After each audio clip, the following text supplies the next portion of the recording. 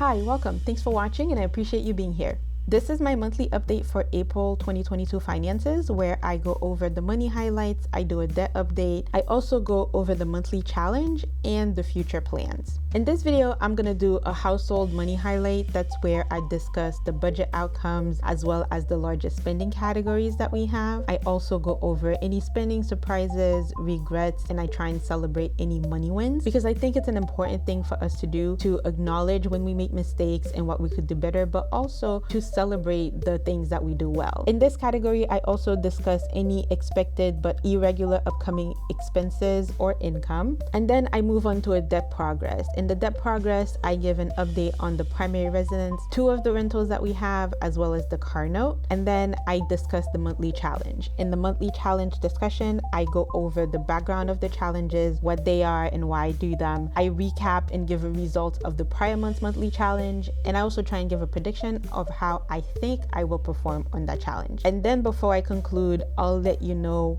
what the next update is and what the next budget video is. But before we start, here's a little bit about me. Hi, welcome to my channel and I'm glad to have you here. Here's a little bit about my family. Our household consists of myself, my husband, and my toddler. My mom also lives with us, but she's not included in our finances. My husband and I both went to graduate school, but we no longer have student loan debt, fortunately. I work in banking and he works in aviation. I handle all of the family's finances and I love my role as the self-appointed CFO. I love talking about all things money, making money, saving money, investing money, and optimizing my portfolio and my finances in general. I look forward to taking you on a wealth building journey with us. I hope you enjoyed the videos and the channel as a whole, and I look forward to getting to know you. I am very open, so feel free to send me messages at any time or starting conversations in the comment section below. All right, so April was a good budget month. Overall, we came under budget, and I also want to highlight some specific categories. For dining out, I came under budget by $152, and for gas, I came under budget by $50. So overall, we were under budget by $202. I was not over budget in any category, and that is fantastic news. Our top 3 largest spending categories totaled $4,580. Let's break down what they are. The first one is the mortgage, $2,700. The second one is daycare, $1,360. And the third one is the heating costs. Overall, that represents a decline in our top 3 category of $68. The top 2 categories are fixed amounts and they are always the highest. Number 3 really varies and changes with the season because I live in the Northeast. So when it's cold, heating is my 3rd most expensive bill. I expect April to be the last month where I have a huge heating bill. I really do not expect to see anything else until late fall. As far as spending surprises, I did have one. I had to send $112 to somebody I felt like needed it more than me. Typically, I certainly do not lend money to people because I think mixing money with family and friends is a great way to ruin relationships. But this person was in a truly bad spot and I really don't think $112 is going to make or break me. So I felt like it was the charitable thing to do. I don't see it as a loan. I don't expect to be repaid back and I don't expect that the relationship will change. Well, as long as they don't make it weird, I think we should be fine. I did not have any spending regrets this month and I'm very grateful for that. As far as spending wins, or dining out costs continue to remain low because of meal prep. Certainly that means our grocery budget has gone up, but fortunately we're not over that budget yet. So it's really working out. I am actually thinking about lowering my dining out costs and I may not even have to offset that by increasing the grocery budget. But these days I'm really making an effort where if it's something that I can make at home and it's not terribly time consuming, I make an effort to go out and purchase the ingredients. That way I can save myself some money. When I go out to eat, it's much more satisfying because I am eating something that I am unlikely to make. Here are next month's money move. The first one really annoys me, but I should have anticipated it. If you are enjoying this video so far, don't forget to hit the like button so the algorithm knows that it's good, and of course subscribe for more content. If you think any of the information that I provide here might be helpful to somebody else, be sure to share it with them. It's a prorated excise tax bill. The excise tax is a tax that we pay on our vehicles based on the value of the vehicle. Typically, the bill comes out in March and you have about a month to pay it. I got a bill, I didn't pay too much attention to it, and I thought everything was all set. Well, it turned out that it was the bill for the car that we already had. The bill for the vehicle that we just purchased had not yet been sent out. Typically, when you purchase a vehicle, there is a bit of a lag in when you receive the tax bill. That's because when they generate those bills, they generate them on information they already have. Periodically, the Department of Motor Vehicle will update the town and let them know that you purchased a vehicle. So new vehicle purchases, they get to those tax bills whenever you get around to them. I had completely forgotten about that, so when I checked the mail the other day, I received the bill for it, and that one is due at the end of May. And finally, I'm going to allocate our tax refund because we finally received it from the IRS. Even though I filed my taxes the first week of April, I didn't get it until almost towards the end of April. That's due to several factors. The first one being they did not honor my request for direct deposit. They actually sent me a physical check from the Treasury accompanied by a letter saying that my tax return warranted additional scrutiny. Fortunately, they didn't find anything wrong and I am good to go, but it was really annoying to have to wait for it for so long when a lot of other people were getting their tax refunds very quickly within a matter of days.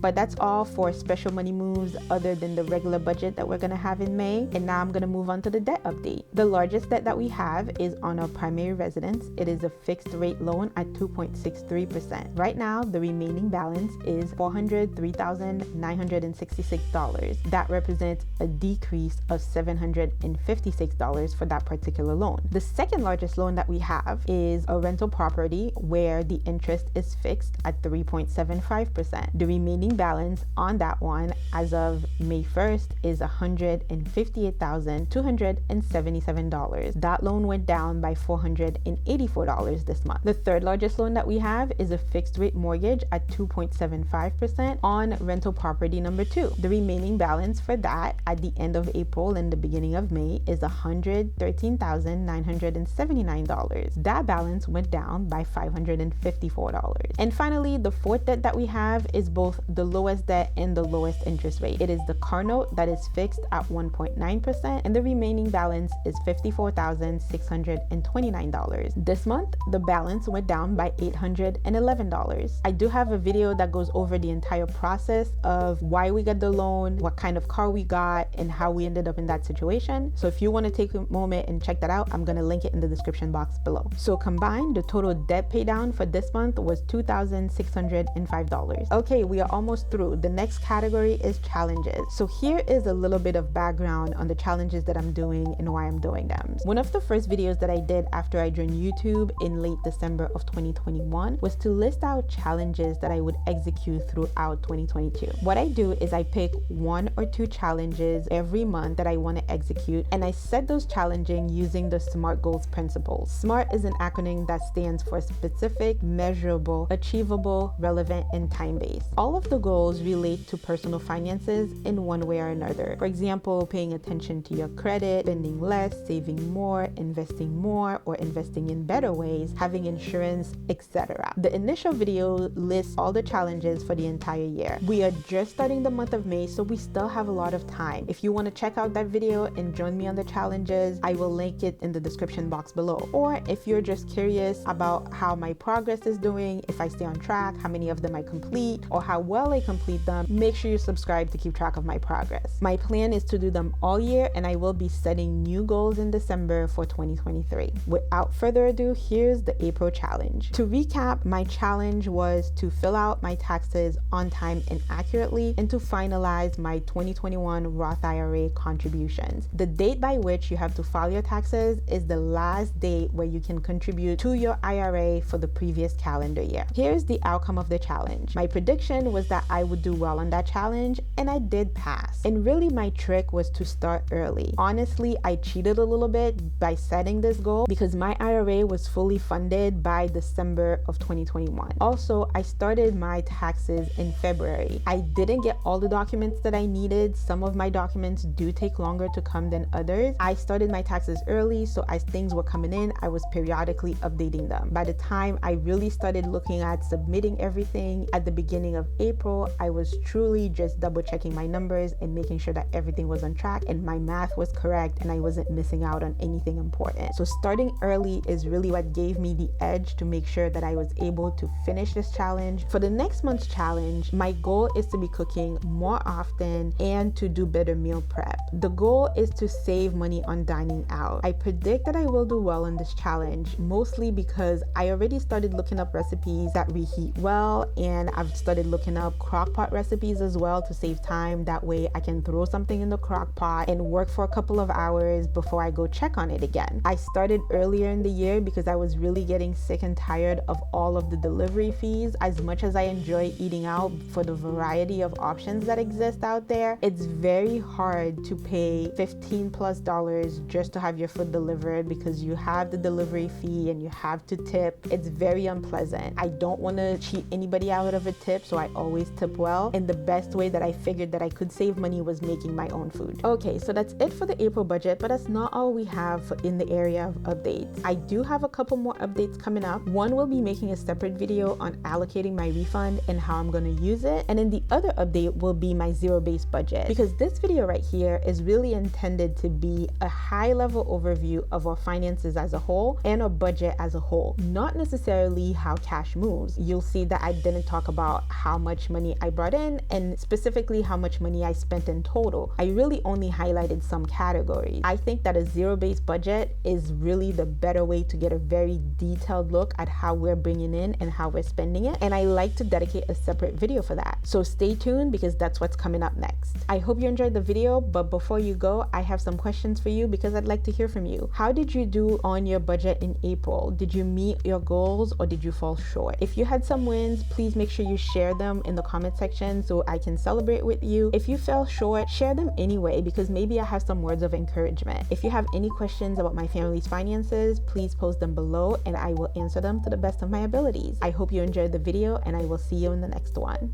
I would like to continue sharing my thoughts on all things money with you. So I would appreciate it if you could help out the channel by liking this video and sharing it with anyone you think might benefit from it. If you want to see more content, be sure to subscribe and hit that notification bell so you can know when new videos come out. I'll see you in the next one.